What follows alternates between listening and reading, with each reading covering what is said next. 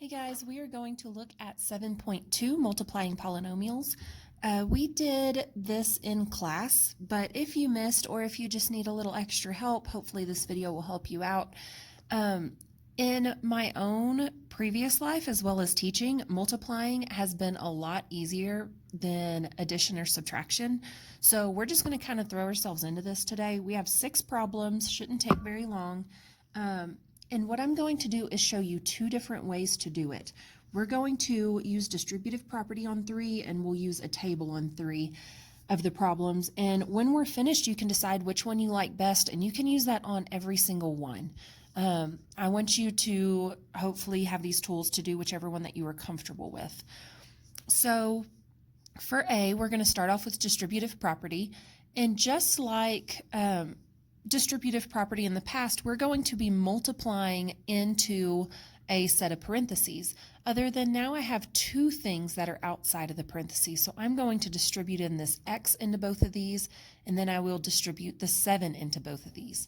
So I am going to draw arrows as I go. Whenever I do that, it's going to make it a lot more simpler to figure out what we have already solved and what we maybe missed. So as I do this, I'm going to be very particular about drawing some arrows.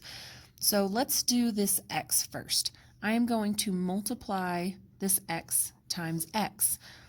In chapter 6, when we multiplied something that had the same base, we added their exponents.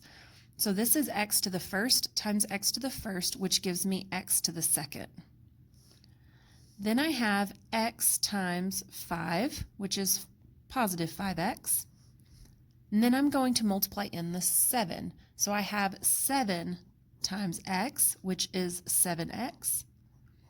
And 7 times 5, which is 35. Once I have this, I notice that these 2 things are like terms. I can combine those 2 things. So 5x plus 7x is 12x. Just like in 7.1, we want this to be in standard form. So my x to the second power comes first. Then I have positive 12x to the first, and then plus 35. And I'm finished. That's all I need to do. So there's an example, real simple example of distributive property. Now let's look at a table.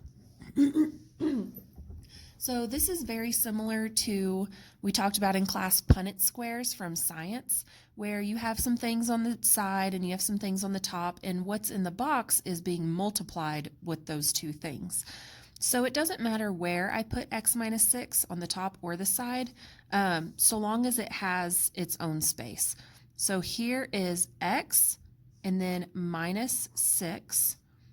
And if that were a plus 6, I wouldn't have to write a plus there, but if it helps you remember, absolutely. So I have x and then minus 6. Then I have x and minus 3. So again, this could have gone on top, this can go on the side, it doesn't matter. So in these boxes, we are going to multiply whatever's next to them, whatever makes this box. So x times x is x squared, just like we did above. Then I have negative 6 times x is negative 6x. Then x times negative 3 is negative 3x. And negative 6 times negative 3 is positive 18. So here are all of the numbers that I have. So going in standard form, I'm going to start off with the highest exponent, which is 2. So x squared comes first. Then my x to the firsts can go. So I have negative 6x and negative 3x. And then I have a positive 18. So just like above, I need to combine like terms. X squared does not have any like terms. There's no other squareds in here. Negative 6x minus 3x is negative 9x. And then positive 18 does not have any like terms as well. So that's it, and I am finished. I'll show you here in just a little bit how we can go ahead and combine like terms in here, because this is already kind of in standard form for me if we look at it that way. So we can and will just skip from this to this down here. We won't have to write the second piece. If this helps you though, absolutely, you're always free to write that down. Usually students that tend to struggle in math are a lot better at the table. They don't like to do it because it does look like more work, even though it's really not. But it is usually the best option for students that aren't the best at math. So on C, we're going to use distributive property again. So 4x needs to get distributed to both of the things in the other set of parentheses, this binomial over here. So 4x times x is 4x squared. 4x times -1, negative 4x. And then I need to distribute this 11. So positive 11 times x is 11x. And 11 times -1 is -11. So now I'm going to combine my like terms. X squared, there's no other x squareds. It does not have a like term. So 4x squared can get brought down. Now I have negative 4x squared plus negative 11x.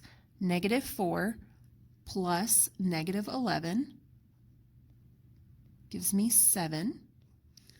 And this negative 11 does not have a like term, so it just kind of gets kicked out on the tail end there.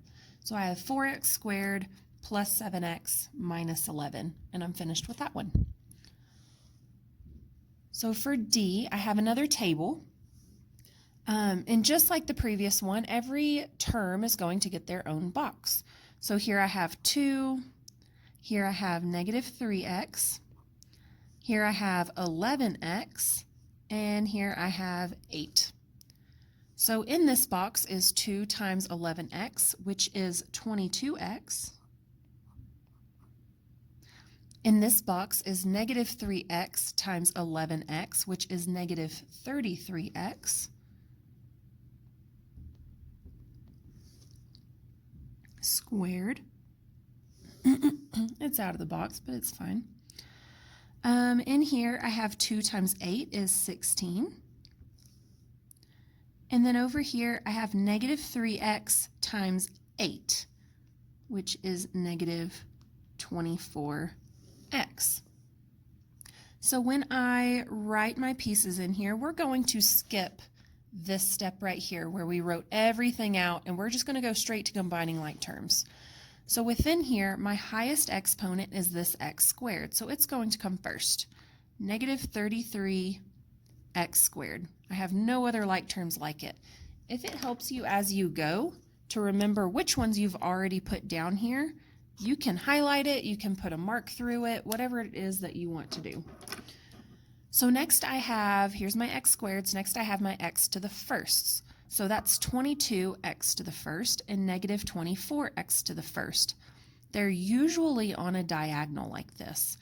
So 22 minus 24 is negative 2. So I have negative 2x.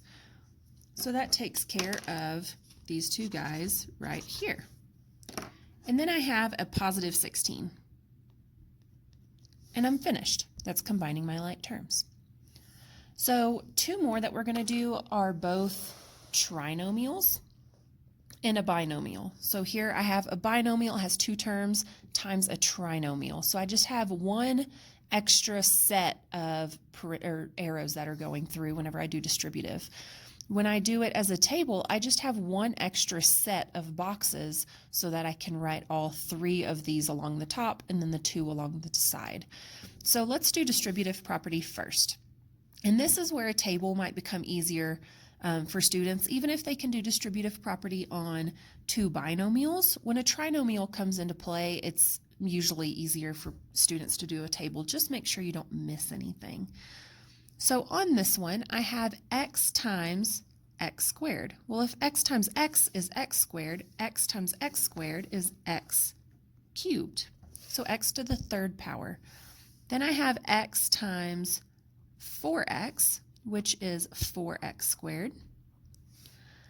Then I have x times 4, which is 4x.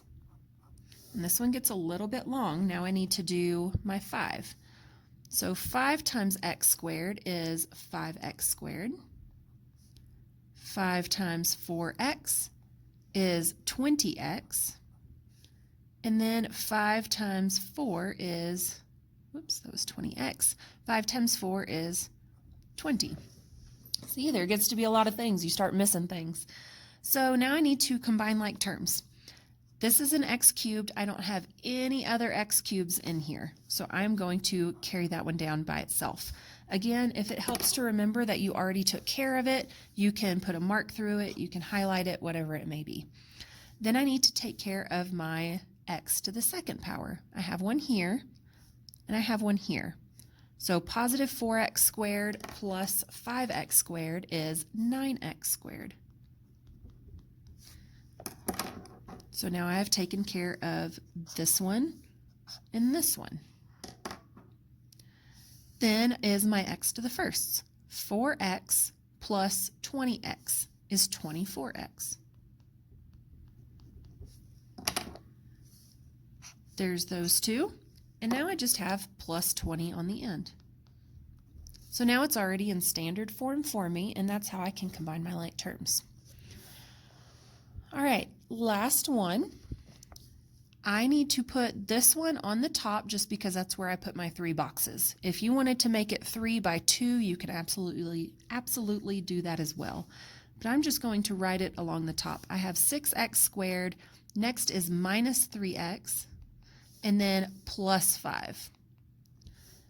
Then I have 4x squared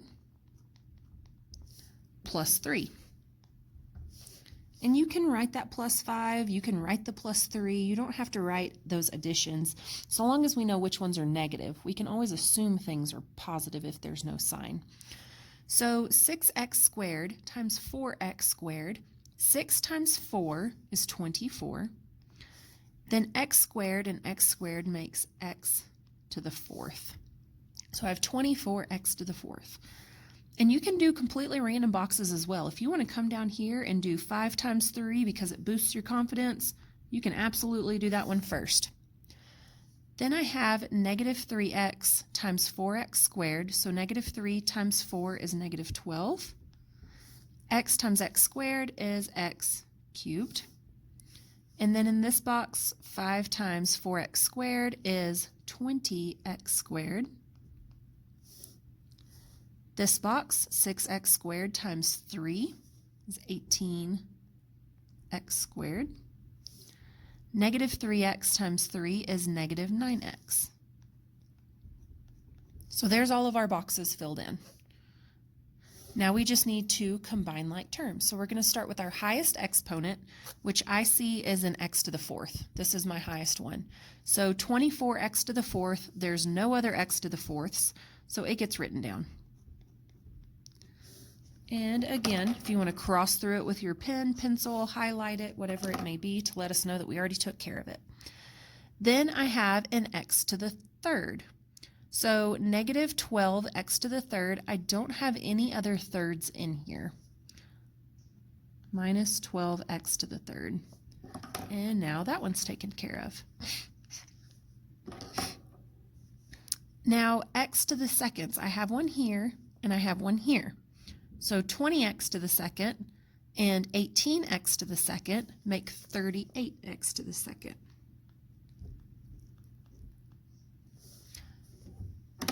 And I can highlight through those guys.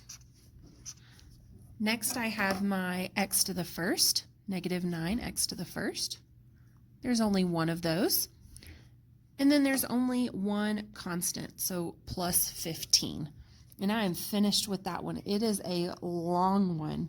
So had I done that with distributive property, you can only imagine this piece trying to combine your like terms with 4, 3, 2, 1, and a constant. That would have been a lot.